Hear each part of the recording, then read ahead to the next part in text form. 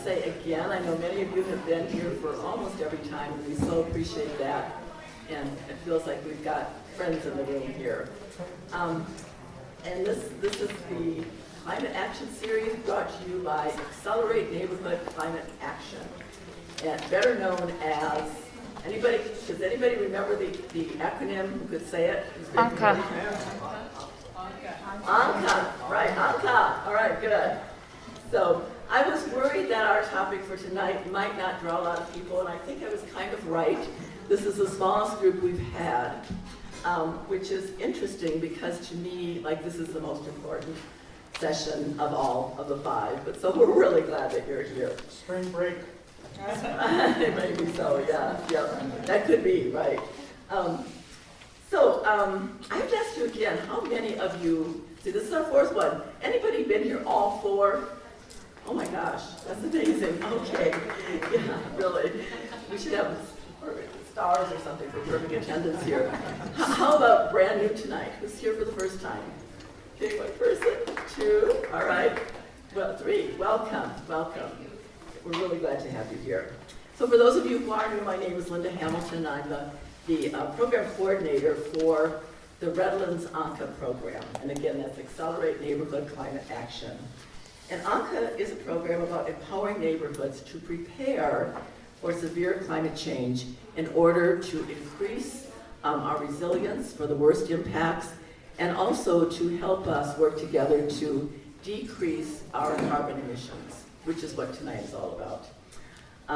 So we'll be looking at the situation as we have in each one of these from a global perspective, and then we're going to look at our local, our city, look at that situation, and then we're going to talk about practical actions that all of us can do to try to make a difference here.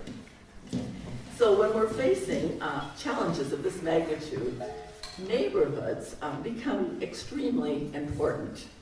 I always say that neighborhoods are where everyone can be involved, where individual actions can become collective actions, and where everybody can make a difference. And that includes young children in neighborhoods, and it also includes senior citizens like me.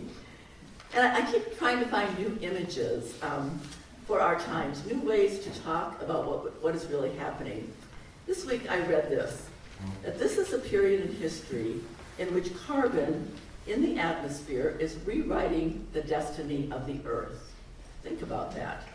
That statement was in an article about why we don't have more books, especially novels, fiction books, about climate change, when this is like the biggest event, the biggest story in the whole history of humanity. And yet, we're not writing about it that much. Last weekend I went to Barnes & Noble, and I thought, I'm going to look in the nonfiction section, surely there are books there. And there's a big racks, there must be a couple hundred books there. There was not a single one on climate change. They do have a climate section. There is a little end aisle that they put up just for me with some books. Yeah. Anyway, that's kind of where we're at in terms of awareness. But I want to say this, it's not that there are not good and great books on climate change, and there are a lot of them back on our resource table there. There's also a notice up there that the library has with a link to the library list where they have all of their climate change books listed, so that's a great resource. And then also there are the books at Barnes & Noble. So I really encourage you to learn all that you can about this issue. We're just kind of scratching the surface here in this series, but hopefully getting you interested so that you will learn more. And because this is something that is going to be affecting the rest of our lives, right? I think we in this room all get that.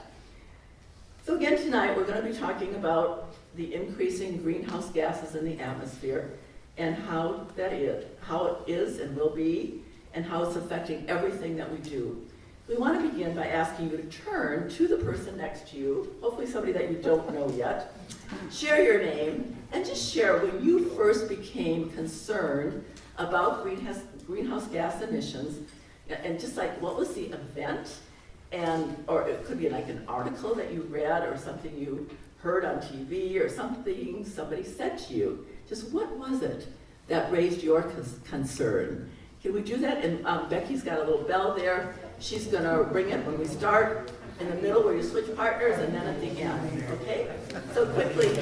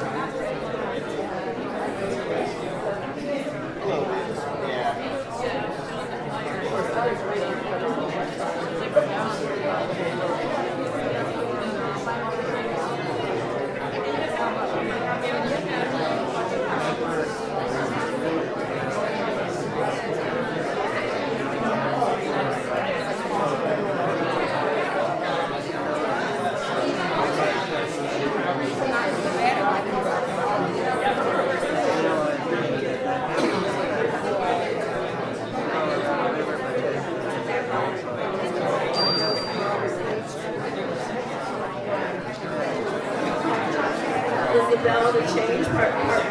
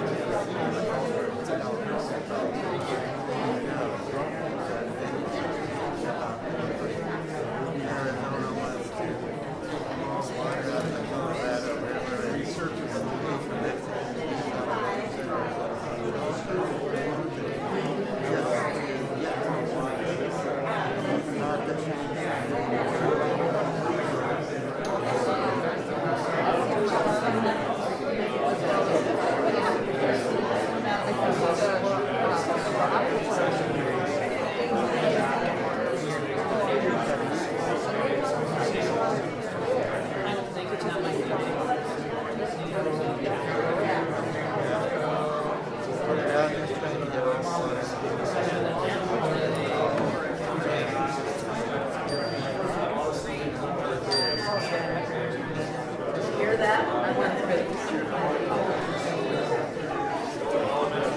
Okay, everybody. I'd love to ask you one thing that you share. We don't have time for a long story, but does anybody quickly want to share something that was really interesting? How you became concerned? Anybody? Did you see?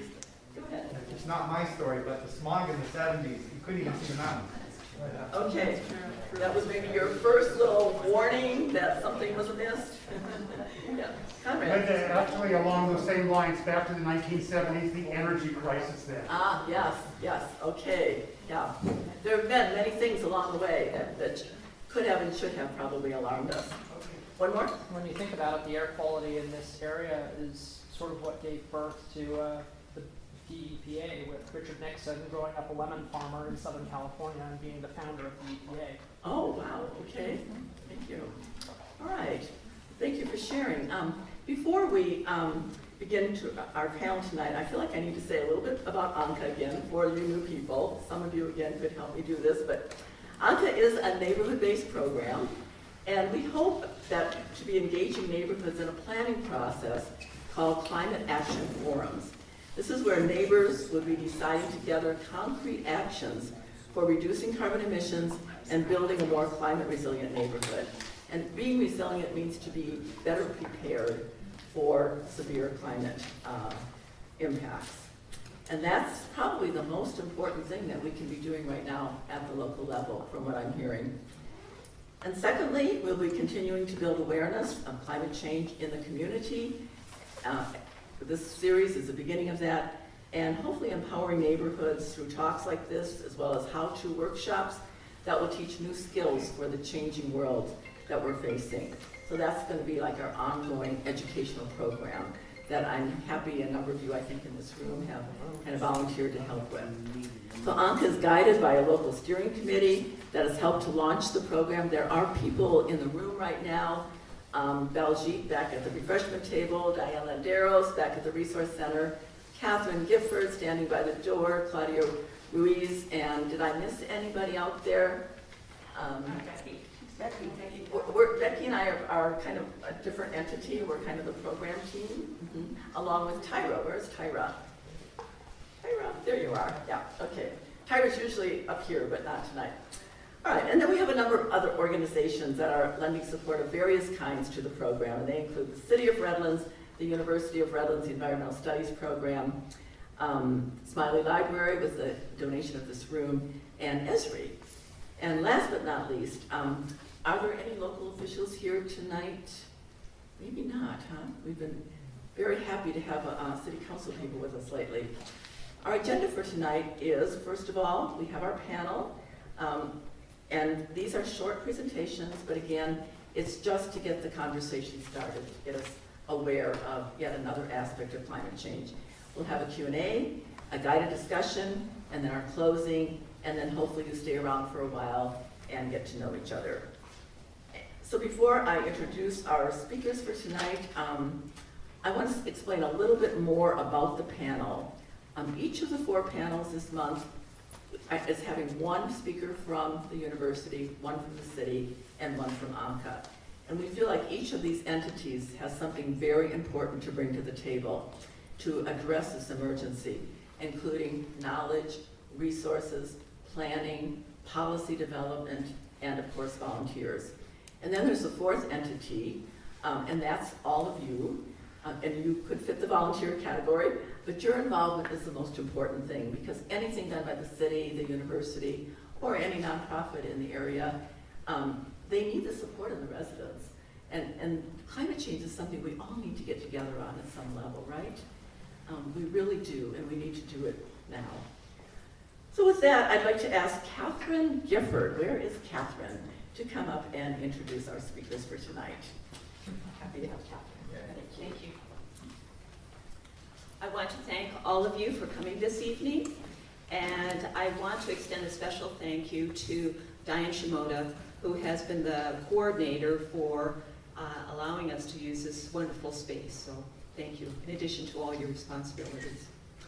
I have the honor of introducing tonight's speakers. Valerie Roundtree will be the first speaker. She received her master's and PhD in natural resource studies from the University of Arizona and is an assistant professor of environmental studies at the University of Redlands.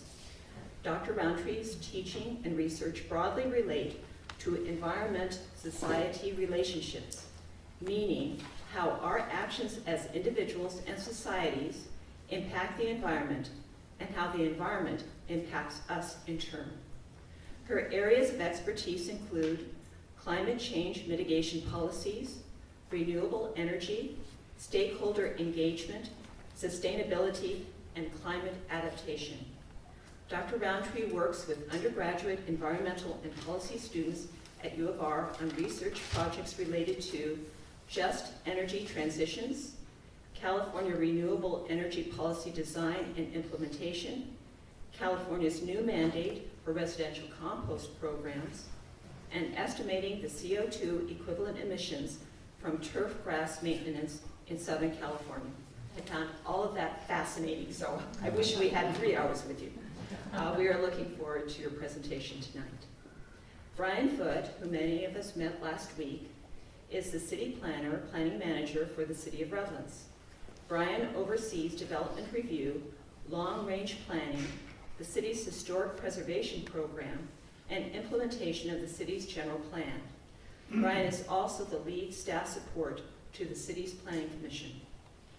Brian has 20 years of experience working for California cities.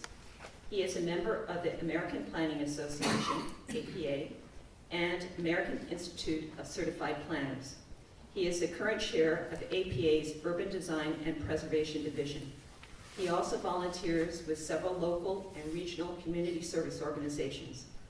Brian has an urban and regional planning degree from Cal Poly Pomona and expects to graduate with a public affairs master's from the University of Missouri, Columbia in August 2022.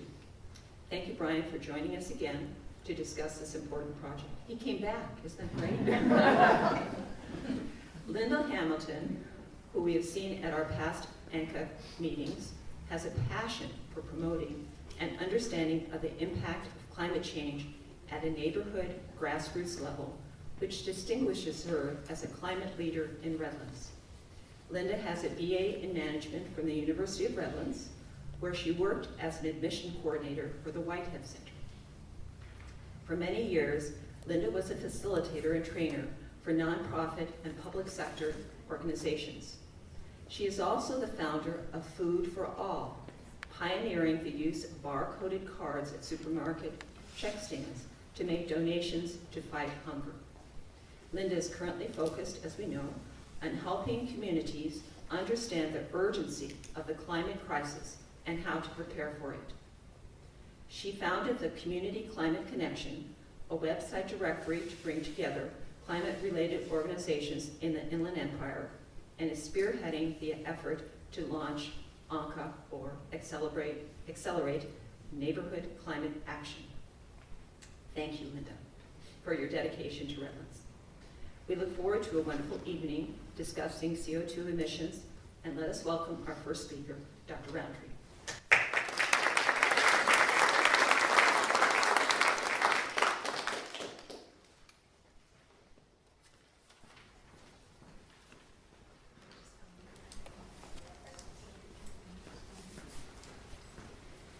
All right, I'm not used to a microphone, I'm used to just shouting, and I see a couple of my students in here, which is great. So my name is Valerie Roundtree, and I'm an assistant professor at the University of Redlands. And as Linda said, my area of study is in climate and energy studies. I teach courses like energy and the environment, responses to climate change, environment and society, and should I speak up a little bit? And introduction to environmental studies, and also our senior capstone course, which is kind of a research-based course for seniors. So I'm going to talk a little bit about reducing our carbon footprint, but mainly as it relates to greenhouse gases and the main sources of emissions. So forgive me, I've been teaching most of the day since about 8 a.m., so I'm kind of continuing into teaching mode. And since I know a lot of you are returning from previous weeks, I'm curious, how many of you know what the greenhouse effect is? That's great. How many of you have heard of the greenhouse effect or greenhouse gases? Okay, so everybody. So the greenhouse effect describes the process by which gases in our atmosphere trap heat that might otherwise be lost to space. So when sunlight or energy from the sun shines down on Earth, some of that energy is reflected back out to space, and some of it is absorbed and re-radiated at a longer wavelength, which is then trapped by these greenhouse gases. So greenhouse gases are important. Without them, we would be a giant ball of ice. So we need these greenhouse gases to make this a livable environment. But with too many greenhouse gases, we get warming beyond what plants and animals and humans have adapted to. Greenhouse gases come from a variety of sources, and the main greenhouse gases that we're concerned about are carbon dioxide, methane, and nitrous oxide. So carbon dioxide, as this figure shows, comes primarily from the burning or combustion of fossil fuels. Do you all know what a fossil fuel is? What are some fossil fuels? Oil, coal, and natural gas. So yeah, that's a certain kind of coal. So all of these fossil fuels are essentially, they are fossils of once living organisms, and they take hundreds of millions, not hundreds of years, but hundreds of millions of years to form. And in just a few decades, we have burned a lot of them, put that carbon up into our atmosphere where it stays for quite a long time, maybe up to 1,000 years. So all of this carbon dioxide that we've put up into our atmosphere is going to be there for quite a long time. Additionally, we have carbon dioxide that is emitted from land use changes, things like turning forests into agricultural lands, disturbing microbial activity in soils that puts more of that carbon that would otherwise be stored in the soil up into the atmosphere. Methane is primarily coming from agricultural activity and livestock and cattle. And nitrous oxide, one of the main sources of that is transportation. And it forms at the tailpipe when we have this hot internal combustion engine that causes a reaction between nitrogen gas and oxygen gas, forming nitrous oxide. which is a greenhouse gas, and also one of the precursors to photochemical smog. You all seen that orangish haze around Los Angeles? That's photochemical smog, and that's hazardous to our breathing, burns our eyes in the afternoon, and it forms from that reaction between nitrous oxide and sunlight. So that's why we see that buildup in the afternoon, especially in the summertime. Agriculture is responsible for about 10% of greenhouse gas emissions. Residential is about 13%. Industrial activity is responsible for about 23%, electricity for 25%, and transportation about 29%. And there's some overlap between these sectors, but what this means is that we can't just address one sector. We have to address all of these sectors. We have to look not just at transportation, but also household residential activity, the manufacturing of goods, and the way we grow our foods. So we can see that greenhouse gases have increased exponentially since the Industrial Revolution. The blue line shows carbon dioxide increases. And we can see, especially since about 1900, we see this very rapid increase in carbon dioxide concentrations in our atmosphere. We've surpassed 400 parts per million.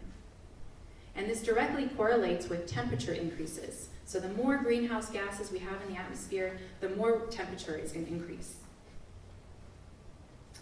And the impacts of these, which you might have heard something about, include a variety of impacts. So melting of ice sheets and glaciers, increased frequency and severity of storms, hurricanes, increased frequency and severity of wildfires, increased flooding, more heat waves that last longer and extend not just in the summer, but in the fall and spring now, and droughts.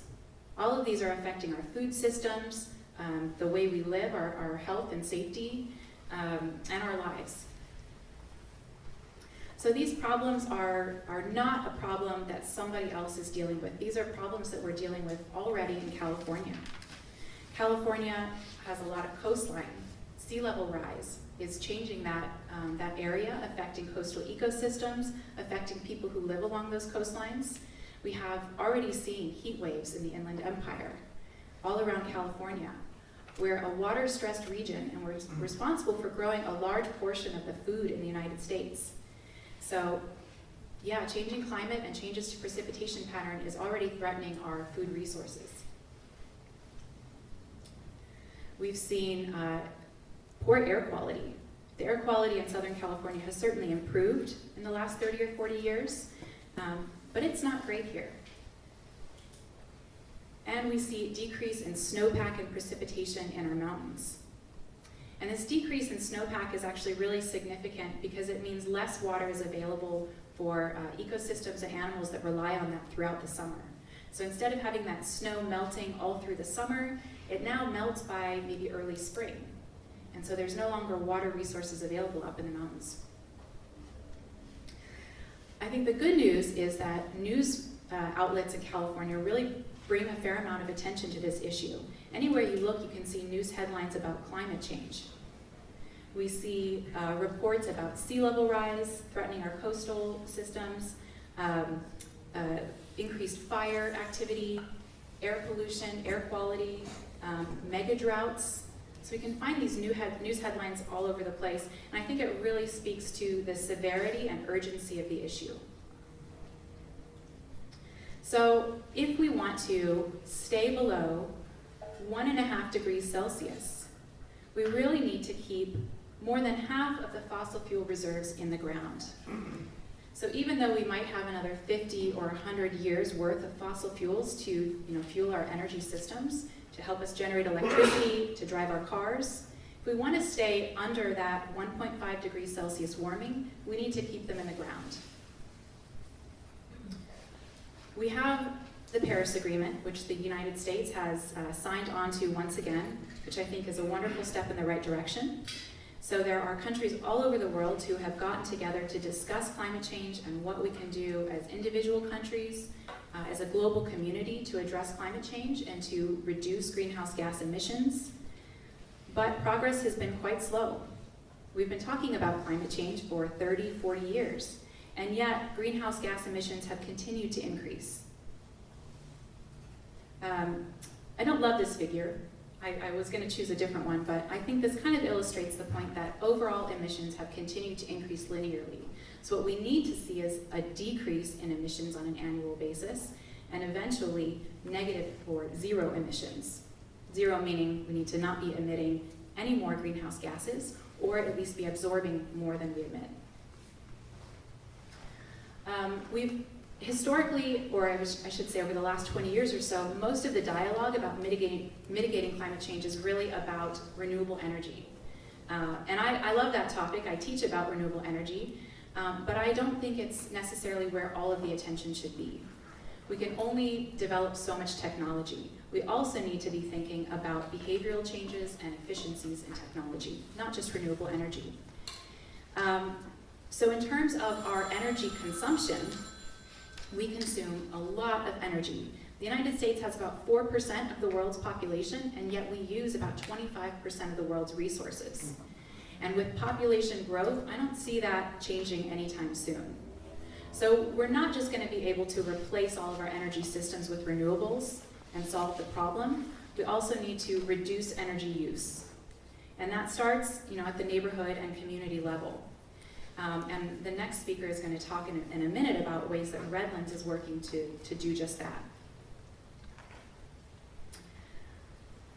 I think we're also fortunate to live in a state that has very aggressive climate change mitigation policies. This very crazy diagram here is not meant to be read in depth, but rather to show the broad array of policies that California has that are meant to address climate change. So we've got building standards, advanced clean car programs, cap and trade, a renewable portfolio standard, one of the most ambitious renewable portfolio standards in the country. For anybody who's not familiar with the RPS, it's a policy that requires a minimum percentage of electricity come from renewables. And California has a very aggressive policy. So this is actually a diagram that one of my students created. She really dug into policies in California, came up with this diagram about how they interact and how they weave together. And I think California has a lot of different programs that are aimed at tackling this issue from a variety of angles. But still, progress is slow. Other good news, California is following the same trajectory in emissions decrease as the rest of the United States, but on average, Californians pollute less per person. I think that's pretty good news. So already we're starting off kind of ahead of the game. Per capita emissions are lower here, but still we have a lot of progress to make in terms of meeting our goal of net zero emissions by 2050.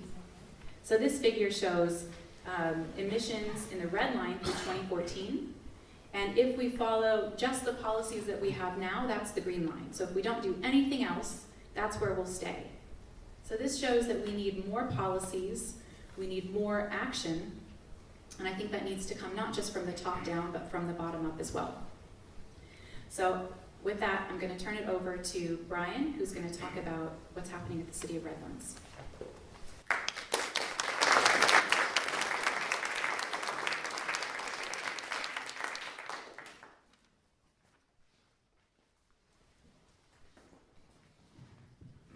That was great. Thank you, Dr. Roundtree. All right, welcome. I'm Brian Foote. I work for the city. I'm the city planner. I work in the planning division. I have various responsibilities, includes development review, otherwise known as current planning, long-range planning, which is policy documents. We have a historic preservation program, and we have a general plan and a climate action plan. So I'm going to talk a little bit about the general plan and the land use and transportation connection and our climate action plan. As was mentioned, sources of carbon emissions primarily includes electricity generation, so power plants is a major source. As we all know, automobiles are a major source, freeways, just traveling on local roads are major contributors of carbon locally. Cities, of course, emit CO2. Now, regionally, the red star indicates about where Redlands is located. Regionally in Southern California, as the density of population increases, that tends to correspond to a higher amount of emissions, as indicated by the green bars. In particular, the harbors where the ships idle and run their engines while they're in harbor are major sources. Airports and aircraft, while they're idling, jet engines are major sources. So there are a number of major sources regionally. So even though we get most of the bad air here in the Inland Empire, it's because of the weather conditions and wind. We're not generating much of that, but it is coming from other places regionally. This is just a brief exhibit to show where we are since 2000 at the state level. The red arrow indicates GHG emissions per capita or per person. This is generally a good sign. The number of GHG emissions per person are decreasing generally as our population increases and as GDP or gross domestic product increases. And I'll have a slide here in just a moment that shows you locally what's happening in Redlands with per capita GHG emissions. By sector in Redlands, this is an exhibit from our climate action plan. As you can see, one of the primary contributors is transportation. That's the yellow, about 41%. And then residential sources in the blue is about 23%, and commercial sources, the orange is about 17%. So that's altogether about roughly 70, 71%, or more than 2/3 of all sources of emissions by sector in Redlands. So how do we deal with this? Well, we have a 2035 general plan that was adopted in December 2017, along with a climate action plan adopted at the same time. And the general plan is a blueprint for future development. So words like zoning and general plan districts and land use designations, all of that relates to the general plan, which is the area I work in, the planning division. We also have a sustainable mobility plan that was adopted last year, and that combines various modes. So not only motor vehicles, but also bicycle network, pedestrian network, ride share, so multiple modes of transportation. That ties into that as well. And then recently, the last couple of years, we've put together a draft transit villages specific plan. And so we have these two documents, climate action plan and general plan. They're policy documents. So the climate action plan primarily is aimed at CO2 emissions and greenhouse gases. It lays out a framework for how the city can potentially implement strategies to reduce greenhouse gas emissions, especially at the city level. It has a goal of 1 metric ton of CO2 equivalent emissions per capita per year. And currently, let's see if we have another exhibit here. Yes, currently in 2015, we were at about 6 metric tons CO2 equivalent per person in Redlands. The goal is to get down to 5, so that's a reduction of 1, it's about 17%. So if you could think of motor vehicle trips, if you have 6 motor vehicle trips, if you could reduce just one of those, that's about a 1 in 6 reduction. Let's go back here for a moment. So the Climate Action Plan has policies and goals for greenhouse gas emissions. The general plan has land use goals and policies. And those two are connected. A lot of the strategies in the general plan, in particular the transit villages concept, are aimed at reducing greenhouse gas emissions, in particular motor vehicle trips.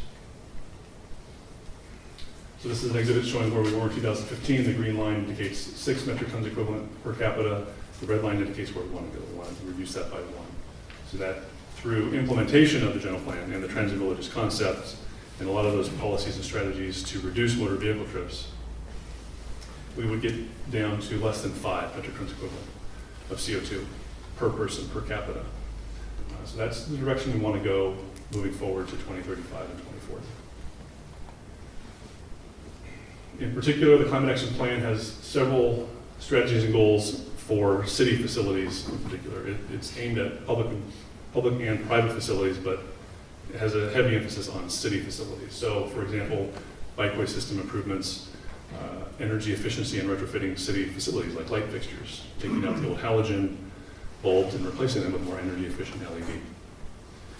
Transportation improvements, so for example, timing the signals of the streets and the network and the street network so that motor vehicles aren't sitting idling in intersections for long periods of time, maybe 2 minutes, when we could have an integrated traffic system and the lights are timed so you move right along. idling at intersections is some of the worst generators of greenhouse gas emissions locally. This is inefficient.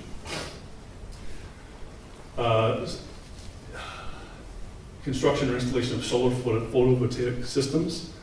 So under the California Building Code, new commercial construction needs to be solar ready. Rooftops need to be constructed to be pre-wired and pre-structurally constructed to accommodate solar photovoltaic systems.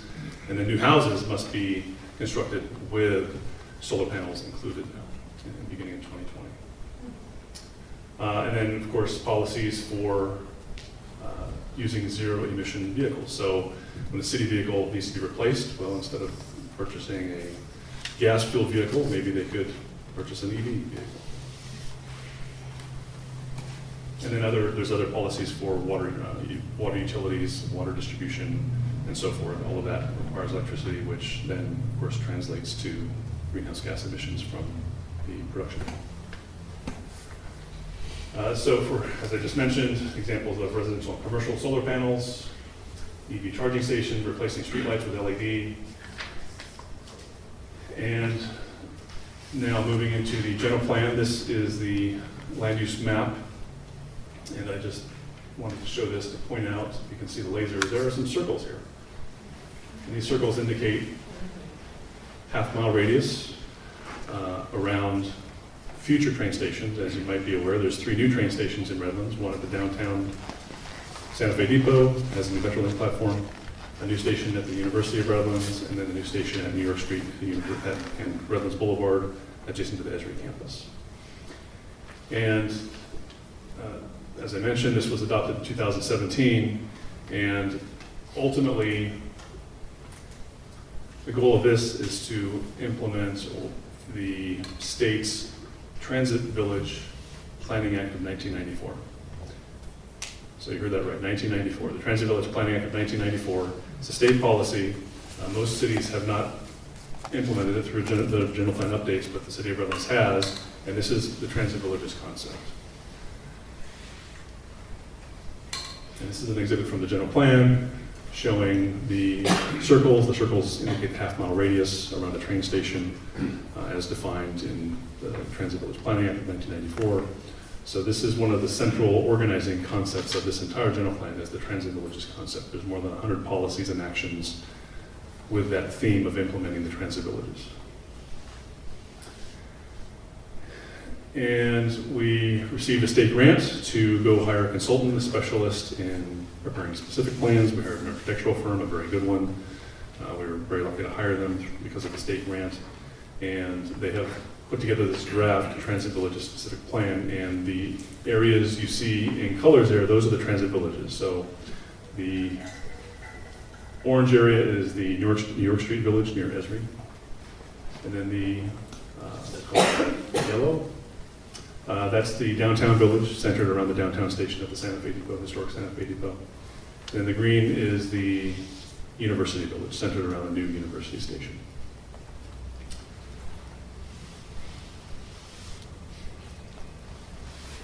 And so the Transit Villages plan has much more specific policies and design guidelines for future development. So if a developer wants to, let's say, build something new on the vacant Redlands Mall site, let's say in the future, if they were to do that, they would apply, and then we would use the Transit Villages specific plan to, as rules to guide and evaluate their proposed development.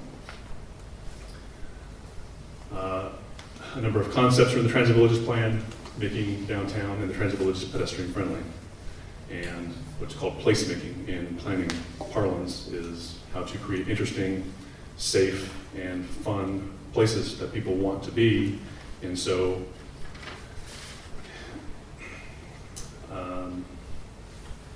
essentially, we would like people to hopefully get out of their cars. So when they come to the Transit Village or the downtown area, you can park once and walk around, and the environment it's safe, and it's attractive, and it's interesting, and it's fun, and it's somewhere you want to be, and you don't have to drive everywhere.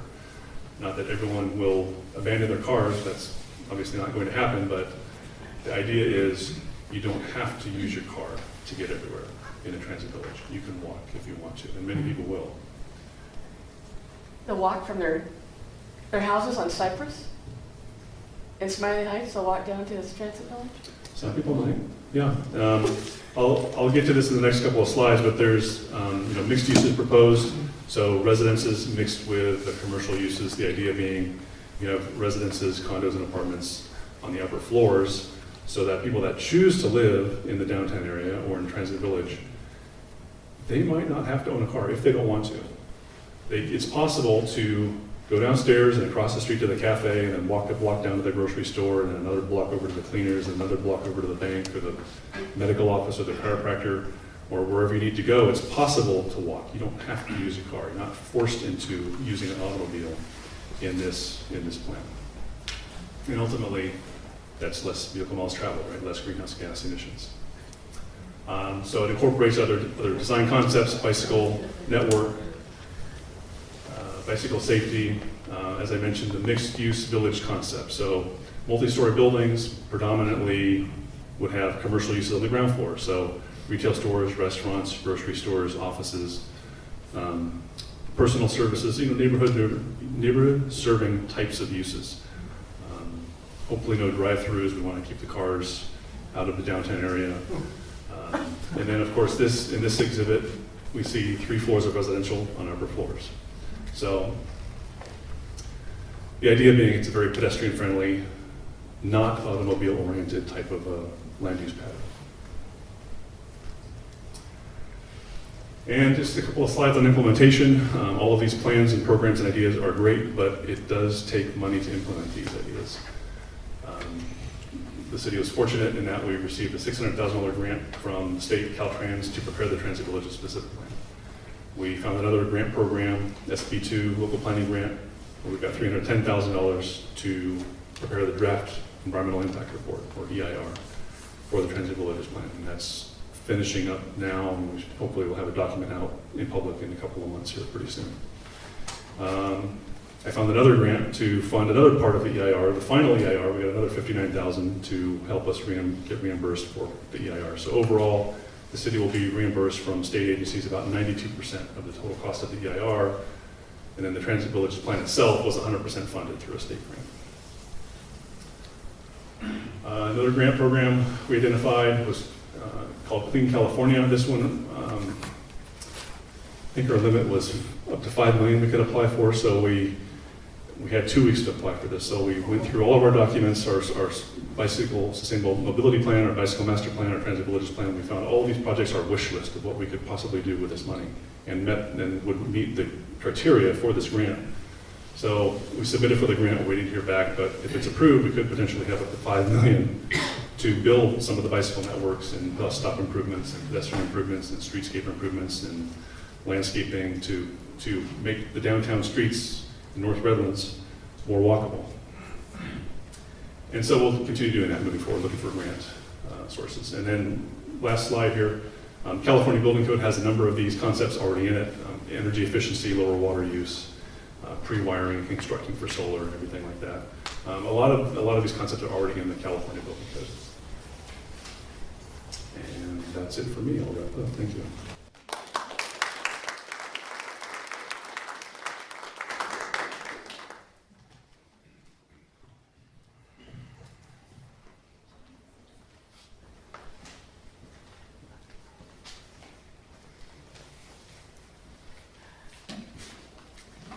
Well, my job tonight is to talk about practical ways that we can reduce our carbon emissions as individuals, families, and neighborhoods. I wonder how many of you kind of harbor the belief, or maybe still do, that individuals really can't make that much of a difference in reducing their carbon emissions. Anybody? That doesn't really make enough of an impact. Anybody thought that? Because I have to confess, I kind of thought that too, but then I really thought about it. And I realized, like, everything that we do emits carbon or methane, some greenhouse gas. Everything that we do is in service to the way we individuals live. All the manufacturing, the modes of transportation, agriculture, services, etc. All of our needs, all of our wants, really our whole lifestyle are at the very root of our carbon emissions problem, right? I think it's important for us to kind of recognize that. And the average American has a carbon footprint of about 16 tons a year. That's the highest in the world. And it's almost everything that we do produces greenhouse gases, right? So doesn't it seem like maybe it's time that we think about the way we live and maybe think about changing the way we live?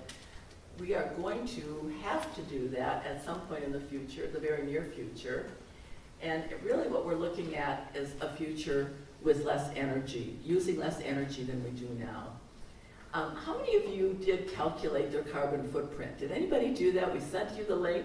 You did. Only 1, 2 people? 3? Okay, a handful. So let me just ask you, how many found that it was lower than what you thought it would be? You did? Okay. I don't know what I was expecting. Okay. Did anybody discover that it was higher than they thought it would be? Okay, yeah, it can be a real shock. So in thinking about how we reduce our carbon emissions, we can use that information on our personal use of greenhouse gas, or of energy, and kind of tailor our responses that way. So I'd encourage you, if you haven't done it, find a cool carbon calculator and do that. And then the other thing is that we can use our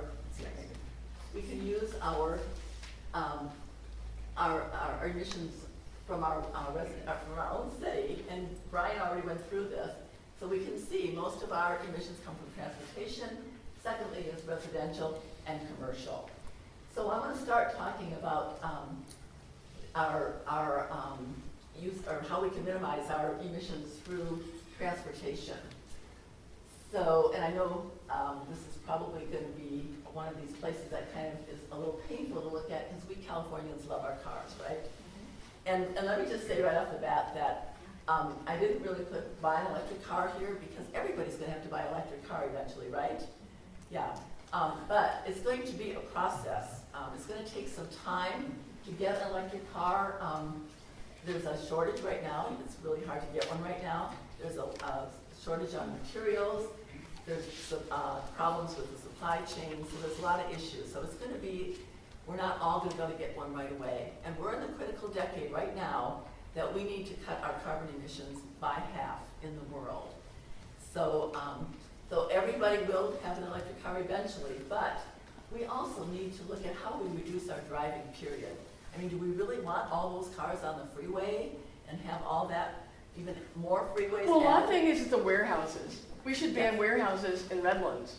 Those trucks take up a lot of space Yes, on the freeway. that's a very good point. Yeah, Yes. huge amount. That's one And of that the- the carbon from that is tremendous. Right, that's one of our biggest sources of emission.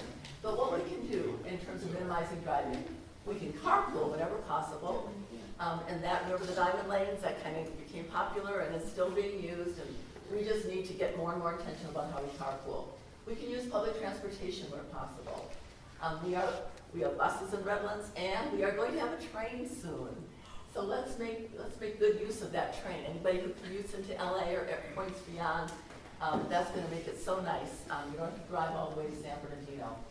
We can reduce travel. That's kind of an ouch one. We love to travel. But my husband and I decided that we're not going to fly on vacation anymore. And even when we go to the Midwest, we thought we're going to take possibly the train instead of driving our own car, because the train is 3 times less the emissions than driving your own car. And live where you work. Brian was already addressing that with the transit villages, and we have the housing by Citrus Village.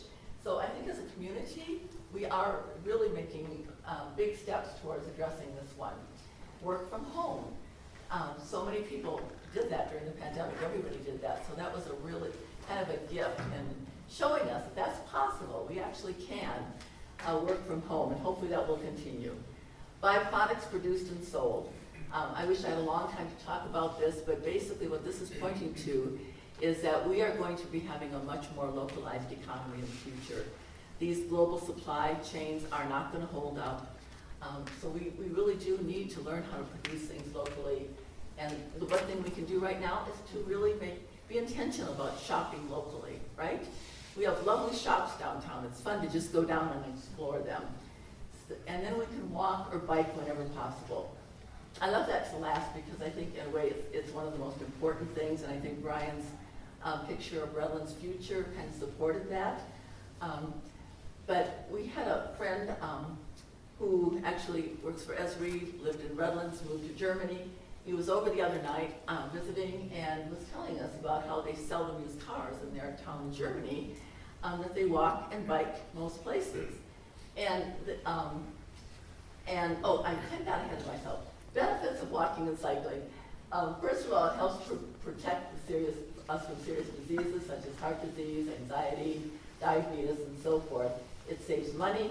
It provides healthy, fun, and low-impact forms of exercise for all ages. And it gives us new ways to meet our neighbors. I love taking a walk, finding people out in their yard and just having a little chat with them, getting to know them. And then, as I was saying, our friend in Germany was telling us all the things that have been done in their city to make it safer to ride a bike. That's kind of my problem with biking right now. I'm a little bit nervous about getting out there on the streets. So in their city, they widened bike lanes, they installed curbs to separate bike lanes from other traffic. I would love that. That would make me feel a lot safer. They have slow streets where the traffic limit is less. They have bikes-only streets. They have bike sharing. That's a program where there are groups of bikes around the city. You can hop on one place and deliver it in another. They have a similar program for car sharing, believe it or not. And it's a very popular program there. Not everybody has their own car. And I had to add this, I was so impressed that France is so committed to encouraging biking that they actually subsidize up to €50, $55 for bicycle repairs if you're a biker. And then the other thing I think is important, that more people are learning bike repair skills. So that's not rocket science. You know, we can have somebody in every neighborhood who repairs bikes. That could even be a young person. Okay? Then we're going to shift to how we can make our homes more energy efficient. This is in tune with the residential emissions. So one of the no-brainers is we can go solar. But it's not, I mean, there is a cost involved in that, a fairly hefty cost right now. There are other ways to go solar. You can rent solar panels, and you can also tie into Edison's solar farms, where you get your energy from solar through Edison. So there are various ways to do that. You can also electrify. I think that basically means heat pumps. We actually have one. I didn't even know we had one. We got it years ago. But I guess we're on the cutting edge because they're saying everybody should have a heat pump these days.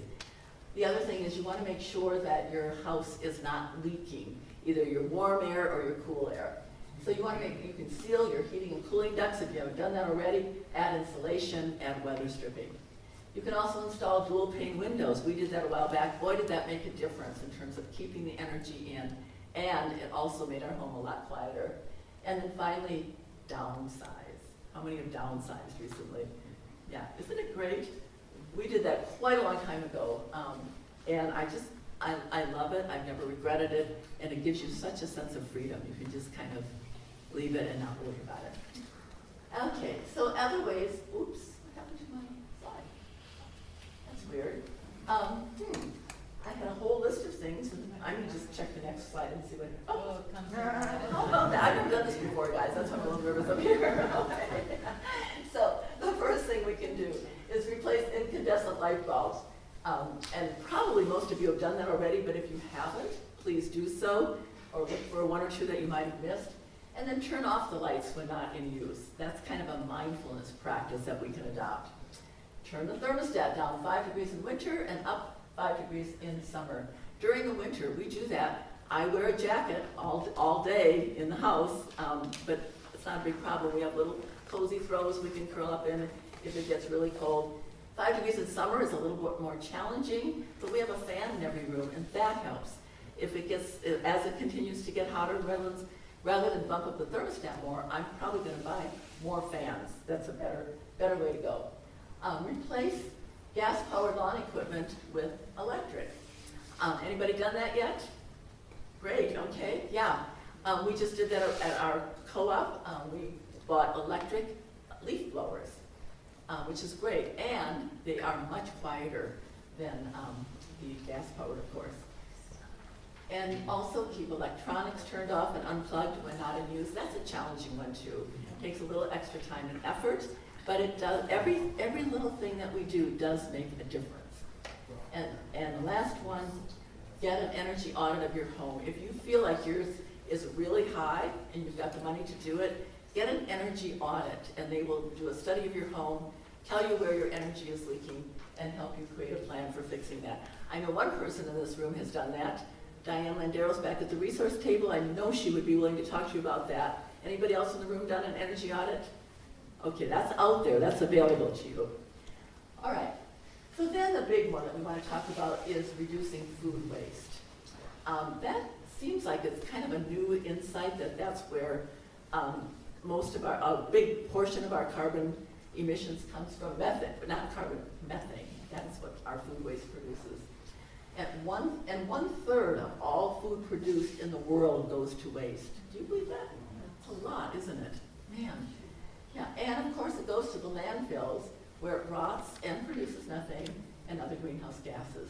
So we can see in the chart there exactly where most of the waste comes from. And look at that big orange piece there. What does that say? Households. Households. Yes, that's us. And then the next one is farms, 21%, manufacturers, 14%, grocery stores and retailers, 12%, and restaurants, 10%. And look at this, if you add it up, restaurants, grocery stores, and manufacturers, you'd still be a little bit under the waste produced by households, okay? So this is a really, really important one. So we need to reduce food waste at home. And actually, it's the California law now, isn't it? Do you all know that? You hear that? Yeah. We cannot. It's against the law to throw food scraps in the garbage now. So we all have to find a way to use put our food scraps somewhere else. And one of the best places to put them is in compost. I was going to bring my compost jar because I love it so much to show you, but it's a tall jar like this. It sits on my sink, and all the food scraps go in there. And I love that compost jar. I love watching all the colors, the patterns. By the end of the week, it's really beautiful. And then we take it and we dump it in our community composter, which is something, it's about this long and maybe about this high. It's a cylinder. We pour in our compost. Our lawn guys put in the leaves and everything. It gets turned periodically, and then we eventually take that over and put it on our dirt pile in our community garden. And it provides beautiful soil for all of our plants in our garden. So I love composting, and that is something every single person in this room could do so easily. Although it does kind of take a system behind that. And we do have city drop-off places now, right, Brian? Mm-hmm. There's one at the community center, and there's one, where's the other one? The other one, anybody know? Oakmont Park. Where? Oakmont Park. Okay, all right. And one over at, what was the other one? Okay. Where the city dump? Oh, yeah, where they recycle. Right. But, Kansas yeah. Street. Yeah. Kansas Street. Okay, so they're out there, so that is an option for us, is to use the city composting. Also, there are things we can do like plan ahead, buy only what we need. We've been hearing that for a long time. I mean, using a shopping list really does work. I've been doing that for years. Use your freezer. If you cook a big batch and you think, oh, we'll eat this for the next few days, you're probably not gonna. You might wanna freeze part of that to avoid having that spoil or go to waste. Organize your refrigerator. Keep those things, perishables, leftovers, right up front center so you don't forget about them. Otherwise they get pushed to the back, don't they? And you discover them months later when the refrigerator starts to smell. And then be creative with leftovers. Okay, and then this one I love. This is the 5 R's. How many of you have heard of the 5 R's? Anybody? Few people. I love these 5 R's. So simplify now and avoid the rush. So starting at the bottom, these are 5 ways that really we can use much less energy. One is by recycling. Okay, I think probably all of us probably recycle on some level right now, right? We've had a hit because some of our recycling centers closed down. Hopefully that's going to come back. But our city does still pick up our recycling, so we need to really keep up that effort to recycle. Repurpose. That's a little trickier one. I think clothing you can repurpose. I think containers of things you can repurpose. I noticed in my kitchen, I have a flower pot that I use for my utensils next to my stove. That's an example of something repurposed. Reuse. This is a big category. I think I would actually call that repair. We're sort of a throwaway society, right? I think we've been called that. When we get a little ding on something, or a tear, or a stain, or whatever, we often think of throwing it away before we think of repairing it. There used to be a vacuum cleaner repair shop down on Orange Street. Do you remember that? I actually brought my vacuum cleaner there to get repaired. There was a small appliance repair place up on Barton Road that we used to use. Nowadays, if something breaks, what do they tell you? Oh, it's cheaper to buy a new one, right? Yeah. So then it just gets into the landfill. So, and reusing also has to do with, shopping thrift stores. That's my first place I go when I need something. I check out the thrift stores. And only if I can't find something that I need there, I will go to a regular store. So repair, reuse, I think is a very important category there. And then reduce is also one of my favorite ones there. I'm trying to remember what that was that I used there. Reducing is, oh right, that's about declutter. That's the word I wanted to use. Declutter. I don't know how you all live, but I live a really simple, decluttered life, but it's been a work in progress. But I love the book, The Secret of Tidying Up. Have you heard of that book? Yeah, and she shows how you can take like a whole pile of clothes and you go through all your clothes, and the only things that you keep are what you absolutely need or what brings you joy. Isn't that a good criteria for deciding what you need? Yeah. So reducing, I think that's something we can all look at, and lighten our load. It really does lighten your life to have less stuff. Which reminds me, do you know this trend towards really large houses these days? Yeah, notice that? And I was thinking, people aren't getting any larger. So what are these big houses about? I think it's about we need more room for our stuff, right? Yeah. So, and that really gets us into the last one, which is refuse, okay? And to me, that is about living based on needs rather than wants, right? And so that one I think is just a really important one. And also just having a criteria for what you will buy, what you will bring into your home. I have a little sign on my wall that I made years ago, and it says, live simply so others might simply live. I think that's a really good one for us to be thinking about these days, because that really is what it is all about. We, in this country, it would take 5 planets for other people, for the whole world to live at the same lifestyle that we do. Isn't that amazing? Yeah. All right, so those are the 5 R's. You should memorize those, put them on your refrigerator, and kind of see what they would look like for you. And then finally, in your neighborhood, what can we do in our neighborhood? So this is just a few ideas based on some of the things that I talked about. There's many, many more things that we could do. But one would be do a campaign to educate residents on food waste, or almost anything else having to do with what we've talked about. Do neighborhood composting. If you all have your compost jar in your sink, you do need a place to dump it. Start some neighborhood compost piles where people are willing to have that in their backyard. Have a clothing book or tool swap. Have a neighborhood sharing schemes. I mean, does everybody actually need a lawnmower? There are a lot of things that we could actually share as neighbors, so think about that. Competition to reduce carbon footprints. That would be a fun one. And the last one I listed is an event to get to know local shops.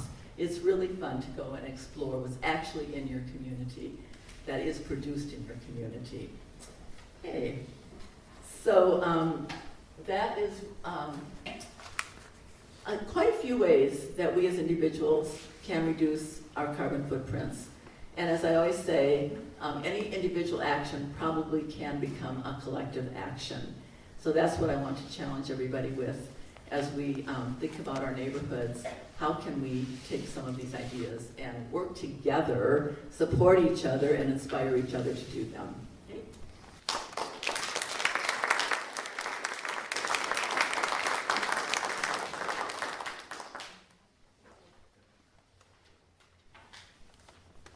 So I'd like to ask our panelists to come back up front so that we can have a few minutes for some questions and answers. And I would like to encourage you, if you have a question, to please ask, but also to please try to be brief so that we have time for more than just one or two people. I think this was a really interesting topic, and I'm sure there are a lot of questions. Yes, sir. Didn't hear anything in California about nuclear power. Now, there's been a lot, negativity, but I'm sure there's been a lot of improvements on how to manage that. Are you hearing anything through the government or through your education about California looking at getting nuclear power in? About getting more nuclear power? Yeah.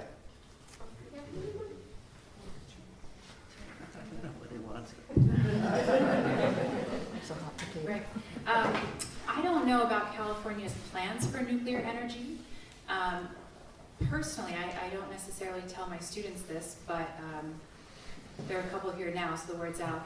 I'm not personally pro-nuclear energy, in part because it's advocated as or touted as a clean energy source that is carbon-free, when in fact it is not carbon-free. It's about 2/3 the amount of carbon emitted to generate nuclear electricity as fossil fuels. So it is not zero. There are very huge environmental impacts associated with nuclear energy, and what's clean about it is the generation process. So when you create a nuclear fission reaction, there is no carbon emitted in that process, but we have to mine uranium, we have to refine uranium, we have to ship that uranium to wherever we need it, and then we've got to find something to do with that uranium, and we actually have decades worth of uranium just sitting around because we currently have nothing to do with it. There is no place to put it at this point. So I can't speak to what California is planning to do.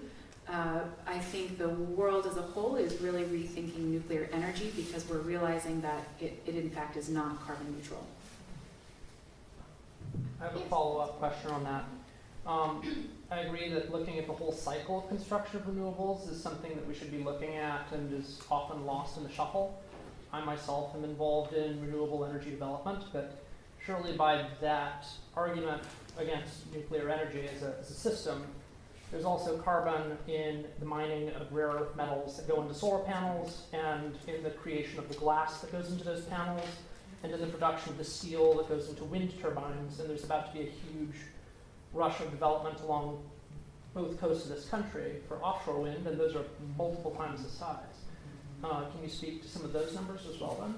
I can't say the exact numbers, but the emissions associated with those over the life cycle of those projects are a very small fraction, like less than 10%, probably closer to 5% or less even. So a much smaller proportion. Thank you. Yes. Tommy? I've had my car, my automobile for 7 years.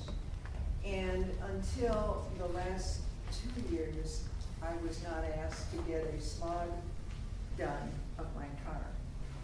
And this year and last year, I was asked to do that. I wonder if there was a law that was created to change the rules so that any car needs to be smogged. Does anyone know? I wonder why that changed.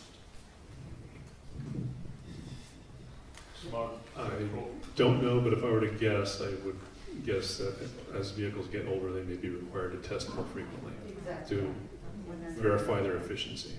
Yeah, Brian, years ago, California had mandatory checking every year or 2 years, but because new cars tend to be less polluting, didn't need checking as often. That was revised to a schedule where, as you're finding, older vehicles now are in fact being checked, new ones are not. So it's a very asymmetrical schedule, newer not, older yes. It's interesting because the car is really not what I consider to be old, and it has very few miles on it. Thank you. And Miss, actually right in the second row, right ahead of time.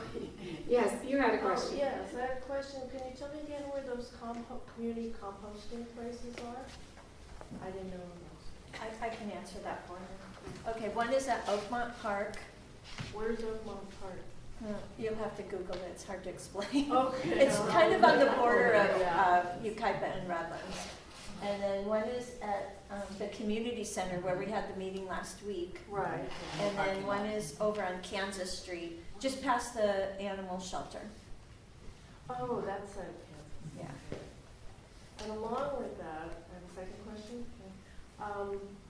I live in an apartment, so a lot of these things are difficult to do and have control over because the ownership changes all the time. But there is no recycling, there's no composting.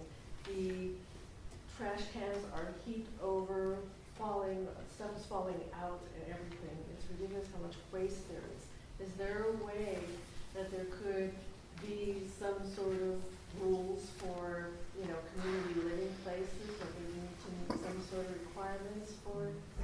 Are the city provided bins and waste services? Yes, but there's so much waste that it overflows. They have the blue bins, but nobody separates, and they just throw stuff in. You can contact the Facilities and Community Services Department to see if they can possibly help with some part of that.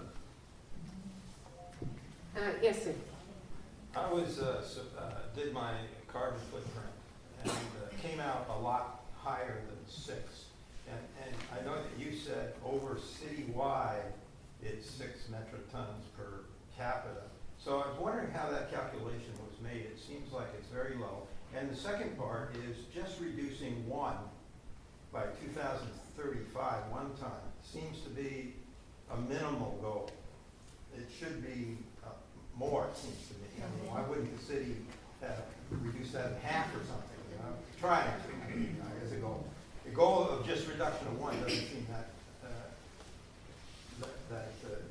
easy to meet, probably, maybe. I don't know, but it's not. So the first part of your question about the calculations, I don't have the climate action plan at my fingertips, but there, I'm sure, is an appendix that went through the math to show the calculations on how they arrived at that number. Well, I went through the plan. I didn't see details, so maybe there is details someplace, but doesn't it seem low, 6, when, I don't know who else calculated their footprint, but mine came out 30.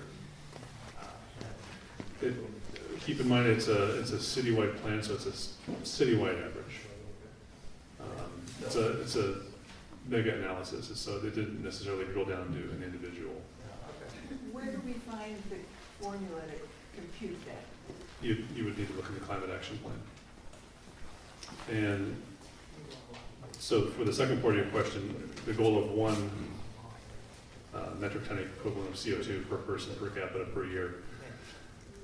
I think it's probably better that they attempt, should I say, baby steps, start small. Try not riding the bike every day, but maybe once or twice a month, see how it goes. And start small. And just generally getting people to change their behaviors is very difficult, right? Whether we're talking about transportation or health behaviors, smoking, or even asking a kid to straighten up your room once a month.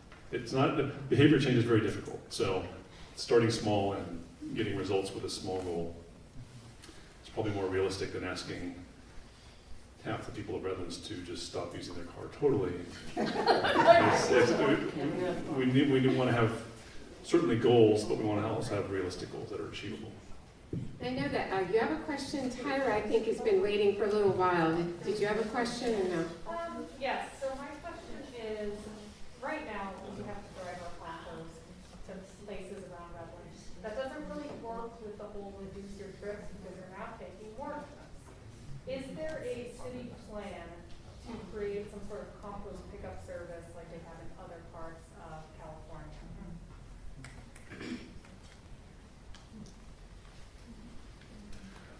Not that I'm aware of, but that's not my, So the question was, is there a plan in Redlands to have a residential pickup program? So not just drop-off locations. So in short, no. My suggestion would be to pressure the local government to do that. This was a plan, so the policy is statewide that all cities in California have to have a residential composting program. There's no directive of how to do that. So a lot of cities do have door pickup. Redlands has opted not to do that, and a lot of it was because of the cost. So it would raise the cost of waste pickup by quite a lot. And I think in the coming years that will change and that cost will go down. But I also have a sense that some cities, maybe not Redlands, but some cities are hoping that this policy goes away. And so they're investing very little in it. And I hope that changes. But I think the best way to address that is to tell your elected officials what you think of that, and that you would like to invest in residential or household pickup services so that people can actually participate. Because you're right, if you're driving your compost down to the local pickup station, that kind of negates the benefits of it. And if I could add, Ryan, check this out, but isn't the climate action plan due to be revised or renewed or updated, I guess it would be the word, soon? I think it is scheduled for that, or should we? not updated. There's a goal to have a 5-year review of the implementation progress of the climate action plan. Oh, but not. It's not an update, no.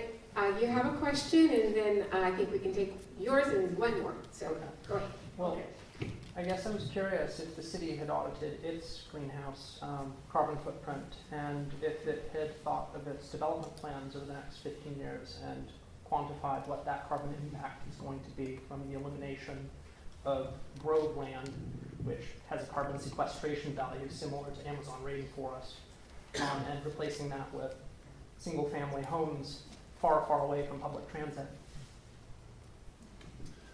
That is part of the analysis in the 2035 general plan for the land use designations and the associated climate action plan. Okay. The climate action plan does evaluate that based on the land use So map.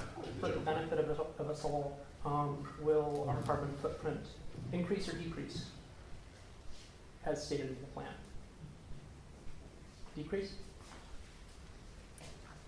Well, according to the climate action plan, it's supposed to, through implementation of the general plan, it would reduce the metric tons equivalent of CO2 per person per capita per year by 1. So in 2015 it was 6 metric tons. In 2035 it should be roughly 5 or less metric tons, based on implementation of the general plan and land uses and future development and all the other efficiency programs that were spelled out in the climate action plan. I think I've been ignoring this side of the room unintentionally, so you may have our last question. Thank you. I'd like to have some clarification about the reduction of 1 metric ton of CO2 equivalent per capita over the next 20 years, or no, 15 years, or 10 years? Okay. Is that a strictly city vision and was set into the climate action plan, or is the state a recommendation, or is it the United States overall recommendation from the state level? The objective was specifically to implement the state's goals for greenhouse gas reduction. I believe it was SB 32 and AB 32. Those established the goals. And so when it came time for the city to update the general plan in the 2015 to 17 timeframe, that was the goal that they were using to. And so what if the population increase, say 15%, that offset the reduction in the CO2? Not necessarily. That the population increase, it's not very fast in Redlands, it's roughly 1% per year. That is factored into the general plan analysis and the climate action plan. Well, I thank all of you for your participation, and I do want to be very respectful of our time, and especially the time of the Contemporary Club, who've been kind enough to host us. So before I turn this back over to Linda for some closing remarks, I wanted to ask you just to think for a moment about something that maybe came to mind tonight or something you've been thinking about that you will do to reduce your own carbon footprint, even if it's just in a very small way. Think about that. And then when we are done, and after Linda closes us out, if you would write your idea on one of those white half sheets of paper over there on the table and put it up on our sticky wall. The wall is sticky, not the paper, so you can just put it right up there. We collect those, and if you've been to our other talks, you know that we do send them out afterwards. So with that, I'm going to turn this back over to Linda for some closing comments.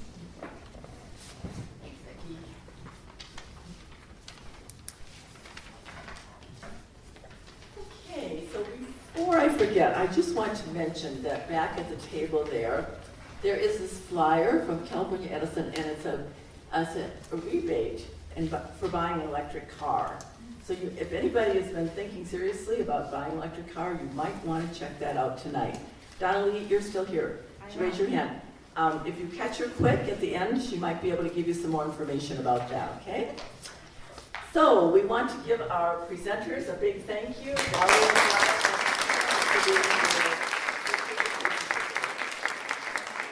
We also want to thank the library for the use of this room, and to Diane Shimoto, is she still here? Yes, for all her help in setting up. Thank you, Diane. And again, all of the volunteers that are helping every single week here to put this event together. Big thank you to all of them. And then just a reminder, next week is our last week together, and the topic is food security in the face of rising temperatures, the drought, everything. Valerie alluded to that.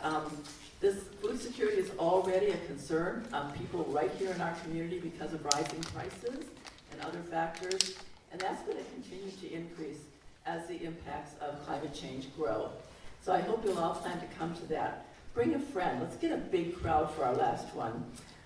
And our speakers, I'm sorry? Will it be here? Oh, no, it's going to be at the community center next week, back at the community center. And our speakers are going to be Daniel Klooster from the university, and Dave Jaffe from the city, who runs the city community gardens and the farmers market. And then Tyra will be back, yay. And then finally, we want to keep up the momentum that hopefully has begun with this series. And one idea that we've had that would maybe get us started working on the neighborhood level is to encourage you to invite neighbors, friends and neighbors, over to your home for a movie. And we would propose that we would put together a list of movies that have to do with climate change, various aspects of climate change, and we would provide you with a guided discussion. And we thought that would be something to follow this up that you could easily do. Anybody could do that.